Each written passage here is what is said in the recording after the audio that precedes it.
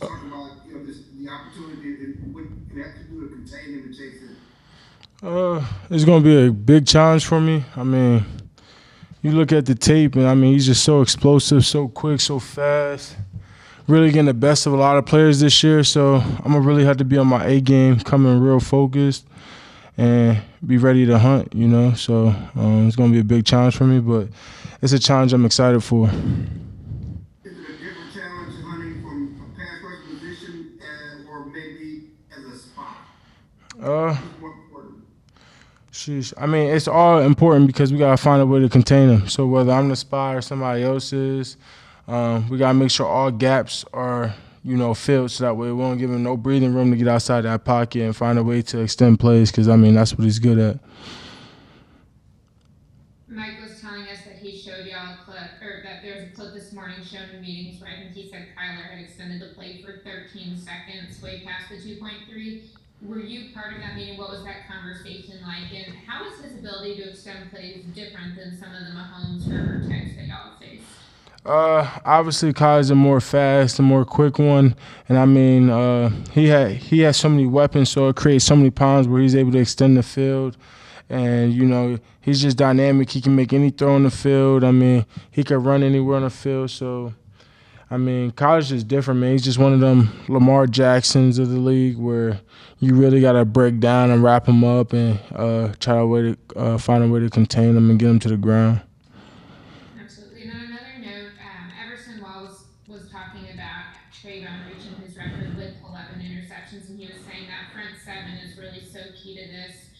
Was talking about what y'all are able to do. How much pride do y'all take in setting up that pressure and disrupting so that guys like Trayvon could have the opportunities? That I think the DBs go as we go. I mean, the more we get to them, the more pressure they get, the less time they got to cover, and the more energy they got. So I mean, that's what we believe in. We believe in out hitting people and dominating people up front. We know it starts with us, so we always try to make a statement. And then once we get the QB shaking up a little bit, I mean, it gives time for them. They're gonna try to get the ball out quicker, and it just really helps what type of plays they're gonna run in anticipation. Have you told Dan Quinn you can't leave? No, I ain't tell Q you can't leave.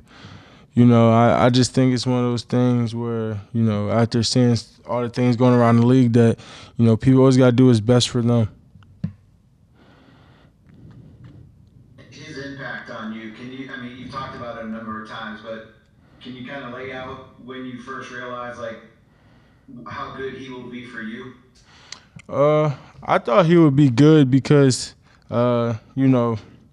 most people it's always about football, but I mean, when I first met Q, he's like, I know you're gonna be a really good football player, but I care about what type of person you are, how you treat your teammates, how you act in practice, how you look in walkthroughs. Like he said, I know you're gonna be good on Sunday, but I want to see how good you are during the week. And it's always the little things with Q, never big. So, I mean, and it's a lot of moral lessons. We talk about his wife a lot. He's like, when I get home, I want Stacy to say, "Man, Micah had a great game." I said, "I want her to say that too." She made me some cookies one time, and I just think I think he's just a great dude when it comes to just outside of football. It's just there's always more than just a game, and I think Q really represents that.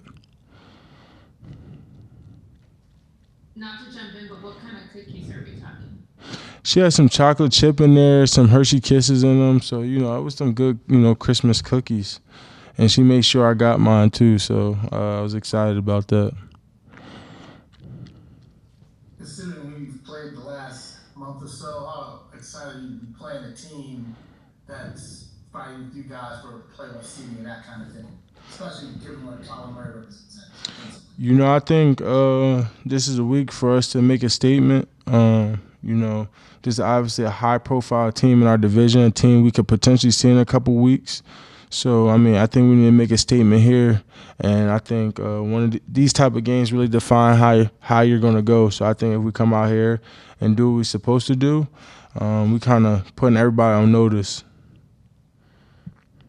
I know it's about team goals first, but you sit a sack and a half away from the NFL rookie record.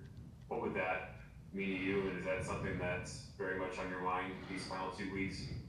Yeah, it is on my mind, and I mean, obviously that would be an extraordinary thing to do for a guy that's an off-ball linebacker, and it'll really mean a lot to me, and but I know I can do it. I just gotta get the job done and really do what I do best, and that's just hunt. So if I do that, I know I can get it. So I just got focusing on the details and just keep doing what I'm doing, and then they'll just keep falling in.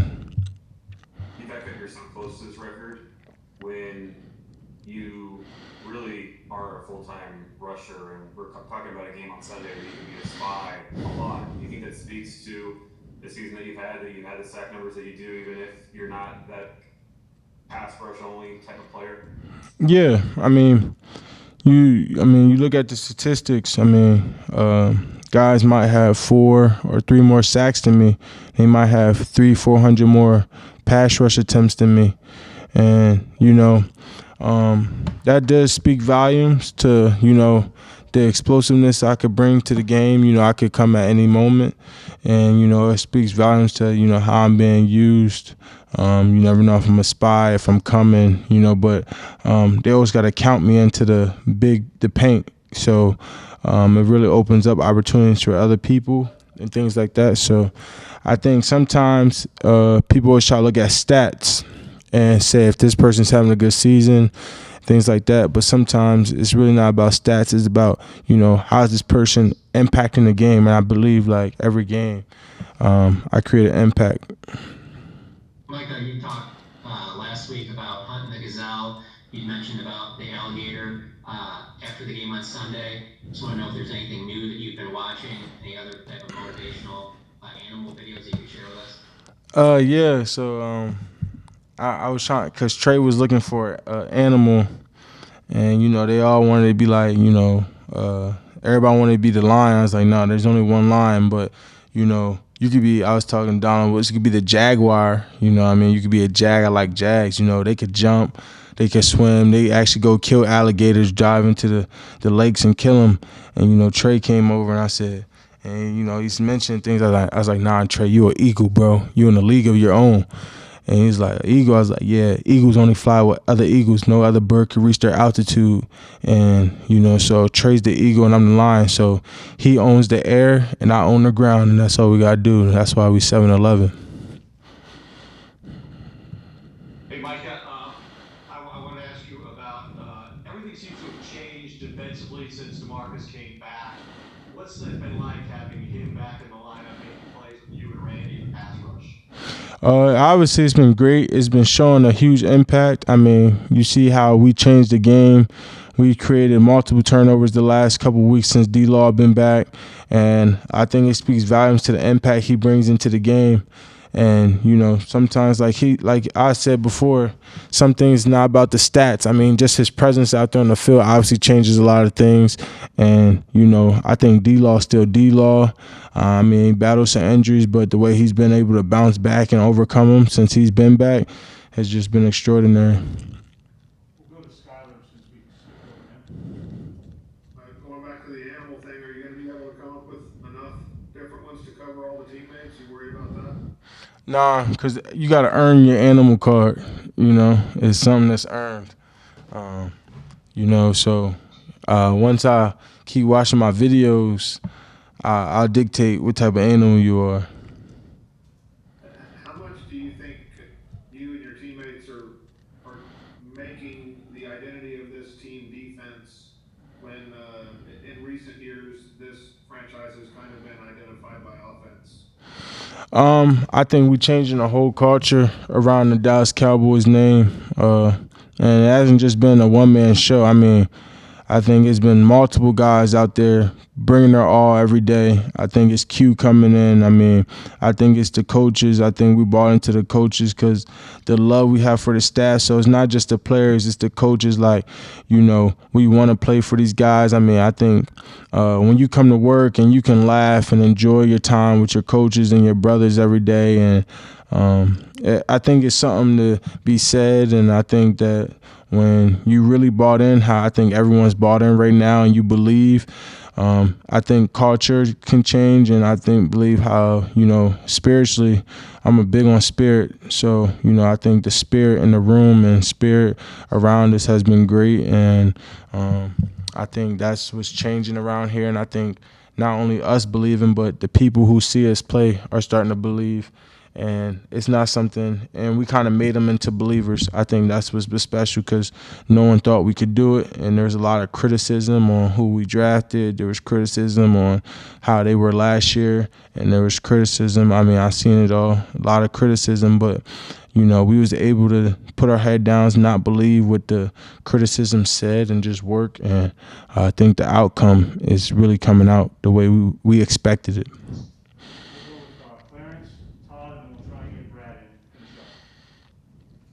Well, speaking of animals, first of all, what kind of animal is Kyler Murray?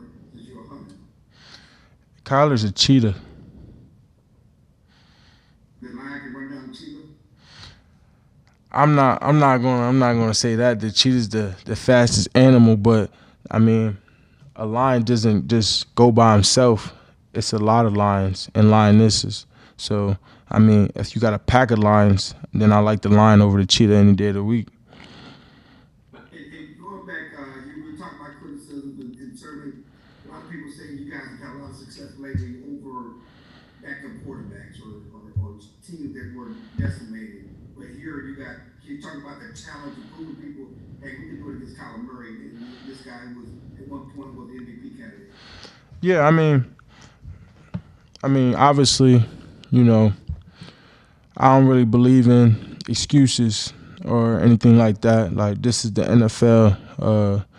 Did we complain when we was missing Coop and CD and Tyron? No, we still had to go out there and play on Sunday.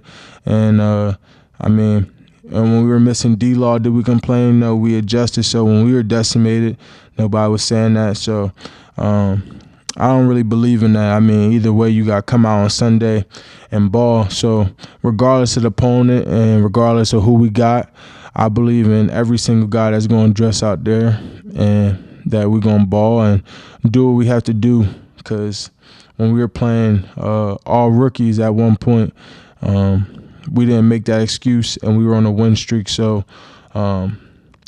this is going to be a nice statement for us to do that. And, I mean, don't get me wrong, Kyler and that offense is extremely explosive. He's a great player, but, I mean, at the end of the day, we got a job to do, and, we got to go do it on Sunday. Mike, I can't remember if we've asked you this or not, but what do you know about Javon Curse, and if you asked J-Ron about his uncle at all when you're chasing down this guy's record? Have you studied it at all? Have you looked him up on YouTube or anything? Yeah, I told JK he gotta get away from me. I said he might not be able to play because, I think he might be bad luck. You got somebody on the team, he might be giving us the wrong call because he don't want me to blitz or something. So I don't know. I got told JK, I said, I'm getting a little too close. You might have to do something about you for a second with the center call. I might need it back, so I'm getting the right calls and things like that. I know Javon. After I found out he had a record. I mean, he was a freak of an athlete, great player. I mean, his stats was extremely rare for his rookie year, and I asked JK about him. He said the same thing. Really good player, and I mean, he was real successful in the league. So it'll be real nice to take that record, or even come close to it. Thanks, Scott. Micah, you got a couple of guys like Raw and JK who are pretty vocal leaders, it looks like, on the field and in the room. How vocal are you with your teammates? I'm not like a huge talker. I'm like, I like to joke and laugh and play and stuff, but when it comes to like games and practice, I don't really like talk a lot. I'm very to like myself. Like, I don't know how to explain it. I kind of just let my play talk rather than me talk. And I believe in everybody's different type of leaders. You know, some people could be vocal leaders, and I was just always born and raised just like let your play talk, and people will go as you go. So that's kind of what I do. Thank you, Micah. Yep. Appreciate it. Thank you. Thanks.